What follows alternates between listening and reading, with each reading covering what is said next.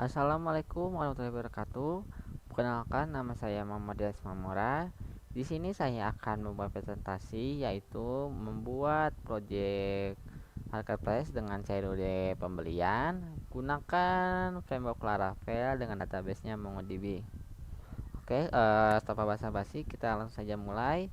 Sama kita install dulu Laravelnya terlebih dahulu. Oke, kita buat sini terminal baru. Terus kita buat Laravelnya dengan mengetikkan create composer, create project, Laravel. Pastikan kalian sudah menginstal composer terlebih dahulu untuk menggunakan composer ini. Setelah itu kalian tuliskan seperti ini, terus kalian ketikkan nama project atau folder Laravelnya seperti apa. Misalnya sini saya mengetikkan Laravel MongoDB. Untuk ini bebas ya, gimana kalian nama projectnya mau apa. Setelah itu kalian klik saja, maka nanti akan terinstall tersendiri. Oke, ada peringkat lagi, berarti sudah ada nama project tersebut. Coba misalnya ini. Nah, jika bisa, maka ada kayak seperti ini, nanti akan terinstall. Oke, saya batalkan saja karena saya sudah mempunyainya.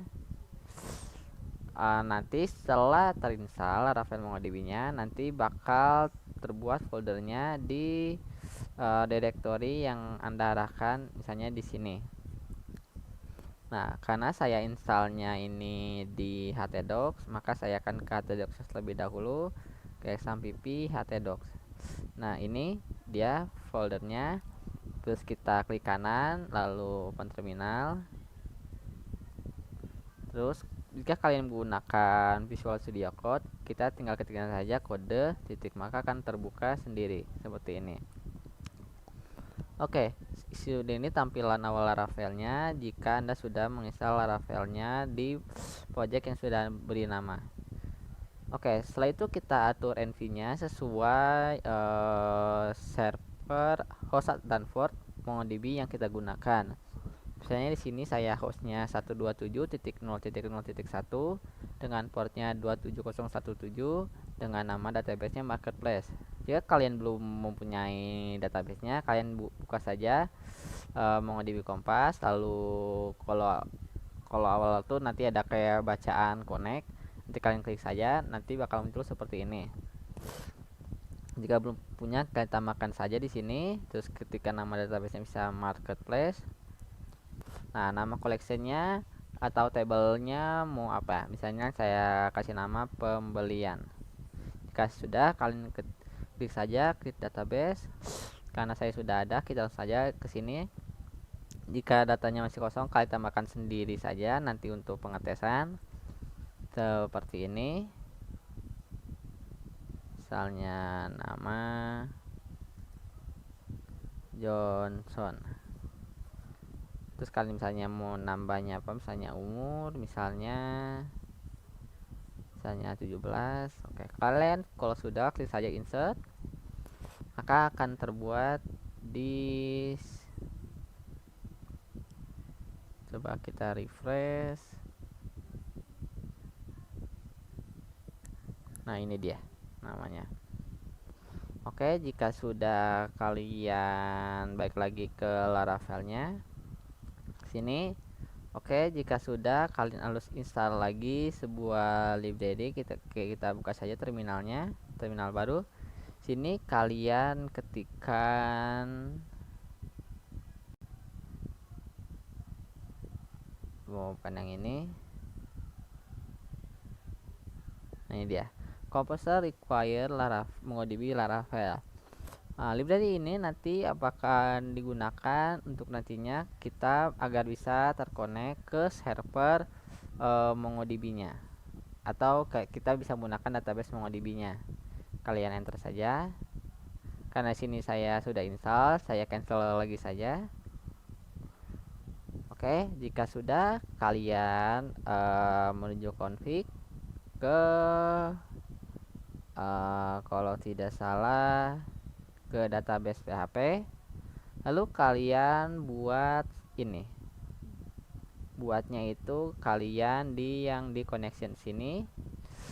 Terus kalian ketikkan seperti ini, MongoDB dengan nanti arraynya seperti ini, drivernya MongoDB, hostnya MongoDB host localhost, portnya MongoDB port 7017, databasenya nv MongoDB database, username-nya nv MongoDB username, dan username-nya nv MongoDB password. Oke, jika sudah, kalian bisa lanjut ke step selanjutnya, yaitu kalian membuat modelnya terlebih dahulu. Untuk membuat modelnya di Laravel, kalian ketikkan saja seperti ini, PHP artisan make model, dan ini nama modelnya mau apa. Misalnya nanti saya akan buat nama modelnya itu pembelian garis M. Jika sudah, kalian enter saja. Nanti akan terbuat modelnya di dalam app model. Nah, ini dia akan tersimpan di sini model yang kalian buat. Nah, ini kita buka saja model yang saya sudah buat. Sini kalian ikutin saja untuk bagian sini sampai sini.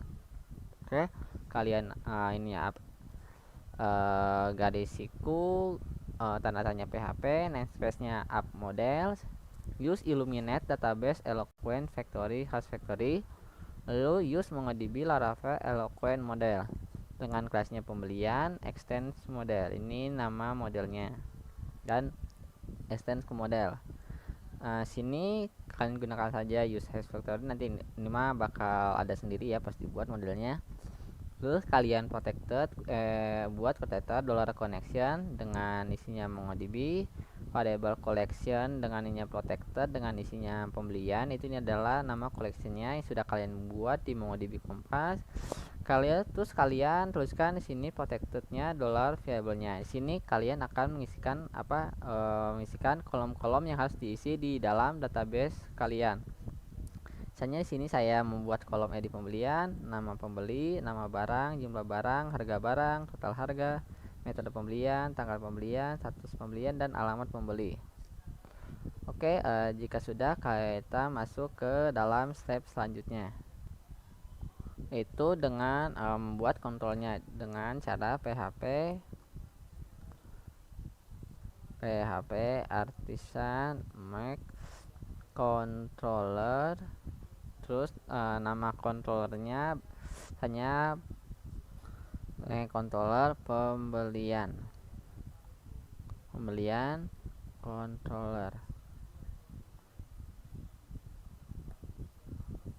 Oke, jika sudah, kalian langsung saja klik enter.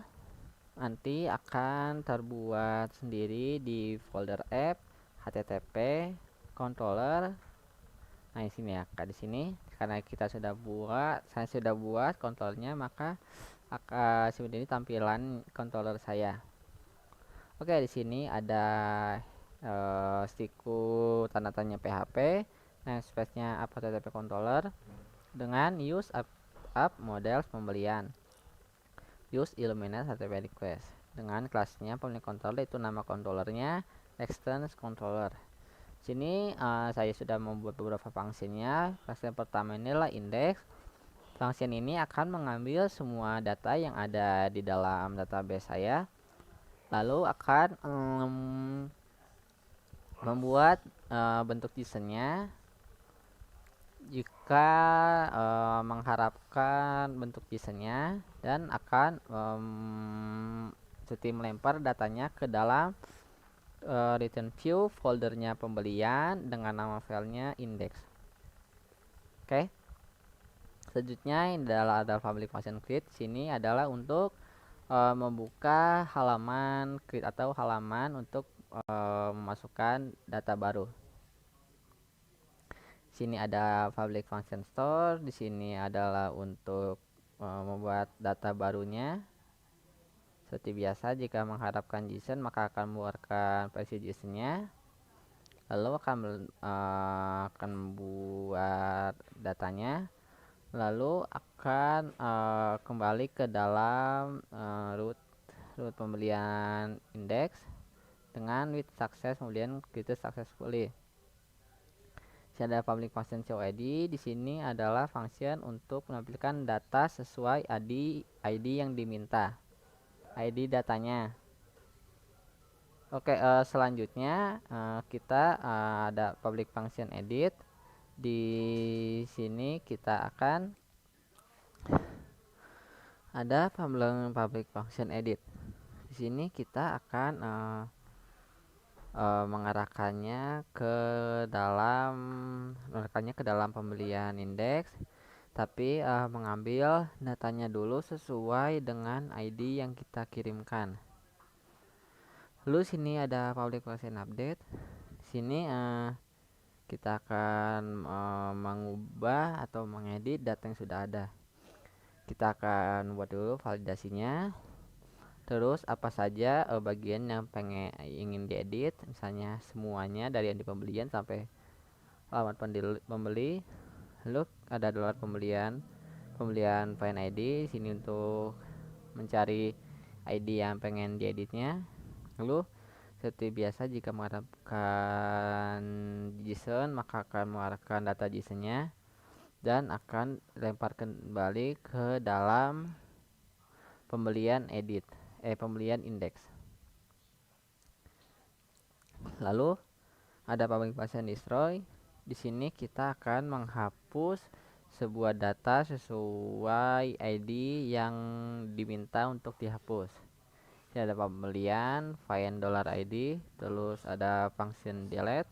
Dia mengharapkan data JSON-nya seperti biasa seperti ini. Terus akan dilempar kembali ke dalam pembelian indeks with success pembelian deleted successfully. Oke, selanjutnya kita akan mencoba mengetesnya menggunakan Postman. Sebelum itu kita harus membuat rootnya terlebih dahulu seperti ini. Kalian bisa seperti ini membuat rootnya. Jangan lupa untuk menggunakan memberitahu dulu controllernya seperti ini. Misalnya saya menggunakan controller index, mati tuliskan seperti ini. Lalu kalian seperti ini, atau kalian bisa juga seperti ini kalau ingin langsung semuanya. Misalnya root kedua resource.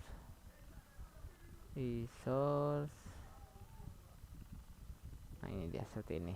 Jika ingin langsung semuanya, tidak satu-satu seperti ini. Misalnya kita akan mencoba mengetes endpointnya menggunakan Postman. Seperti ini. Saya sudah membuat endpointnya seperti ini. Nah, jika pengen mengambil data JSON-nya, kalian harus ke header, terus tuliskan key-nya cap dengan value-nya application JSON. Oke, kita langsung saja send seperti ini. Nah, akan terlihat semua datanya untuk function index, untuk function show sesuai ID yang diinginkan. Nah, ini datanya. Sini store, misalnya kalian ingin membuat data baru, jangan lupa masukkan seperti ini di body form data sesuai nama kolomnya dan isi dari kolomnya ini mau apa. Oke, kita send saja. Nah, akan terbuat data baru seperti ini. Atau misalnya kayak ganti nih, misalnya A12. Nah, ini kan ID A12 berarti datanya sudah masuk dengan ada message-nya juga, pembelian berhasil ditambahkan. Oke, misalnya kita pengen mengedit data ini nih. Kita ke update saja. ID-nya ini yang tadi kita copy. Lalu misalnya nanti kita ubah menjadi A30, ininya gig saja. Misalnya ini saja yang pengen edit. Lalu kita send saja lagi. Nah, pembelian berhasil diupdate. Oke. Nah, misalnya kalian pengen menghapus data yang tadi, kalian tadi saja di sini, terus pas tekan saja ininya sini, lalu kita send saja, maka akan muncul datanya terhapus dan muncul pesan pembelian berhasil dihapus. Hanya kita akan coba mengetesnya menggunakan JMeter. Oke, untuk JMeternya saya sudah download di apa aja. Nah, ini apa JMeter.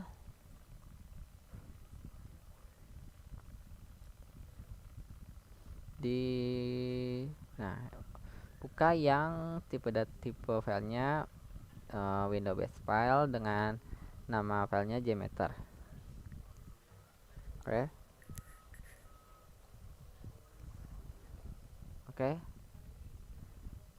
Saya sudah membuatnya. Nanti saya mau beritahu cara-caranya.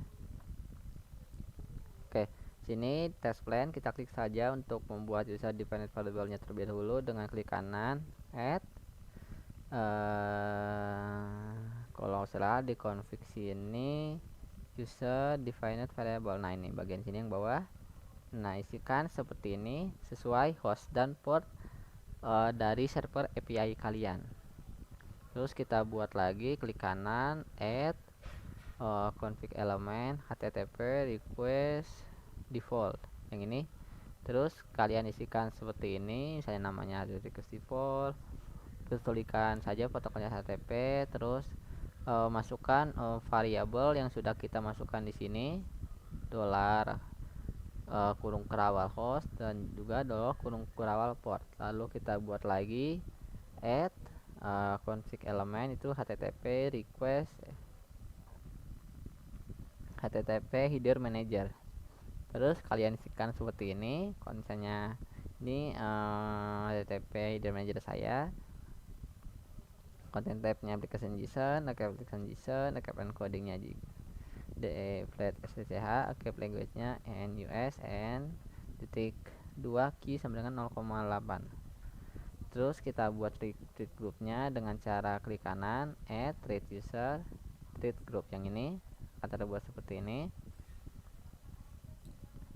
Nah, sini kita akan membuat HTTP request-nya. Misalnya saya add, terus kalau tidak salah di list dan salah sampler. Nah, ini sampler HTTP request. Nah, jika terbuat, kalian ubah saja namanya. Misalnya saya ini ubah nama jadi show. Terus kalian tidak usah masukkan yang ini dan ini karena kita sudah masukkannya lewat sini, lewat HTTP request defaultnya. Nanti kita akan gunakan sesuai yang sudah kita masukkan di sini. Oke, terus show HTTP. Jangan lupa ini adalah metodenya, karena show ini adalah metodenya get, jadi kita akan menggunakan metode get. Sini saya tuliskan rootnya, terus ID yang ingin saya pakai misalnya ya. Oh ya, jangan lupa di treat groupnya kalian masukkan misalnya ada 50 user dengan range up period secondnya 100 dengan loop countnya 6, misalnya saya seperti ini. Terus kalian kalau sudah masukkan dulu ininya, ini kayak sebagai pemberitahu gitu, seperti bagaimana kayak beban kerja servernya atau stress level dari root kalian. Oke, untuk melakukannya ke sini add listener. Nah, ini dia. Kalian pakai misalnya saya tadi memakai view result tree dan view results in tabel. Jika sudah, kalian klik tombol play saja. Oke, jika berhasil maka akan muncul seperti seal dengan centang checklist dan berwarna hijau seperti ini. Oke, dan ini dia kalau sukses. Misalnya di sini ada sampelnya, ada ini sampel keberapa, treat groupnya, treat group, di dalam treat group labelnya show, sample time-nya segini, statusnya oke, bye, setelah tensinya segini 176 202. Oke. Oke, jika sudah berarti sudah oke. Jika tidak jalan maka akan seperti ini. Misalnya saya yang delete, di enable saja, milih disable. Jika gagal maka nanti jika di play akan seperti ini.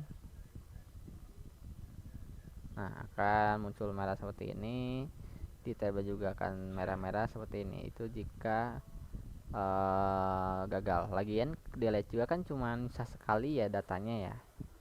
Jadi kalau diulang-ulang harusnya udah gak bisa. Jadi cuma kayak ke execute sekali maksudnya ke execute berkali-kali. Tapi karena datanya sudah tidak ada, maka nanti isinya bakal merah kayak gini. Karena ya datanya udah terhapus sebenarnya. Tapi malah di apa namanya kayak di execute berkali-kali. Jadi akhirnya merah seperti ini. Oke, berikut ini adalah untuk bagian viewnya. Misalnya saya ingin menambahkan nih nama pembelian harus D3 misalnya, nama pembelinya Rian Fis misalnya, terus nama barangnya misalnya soto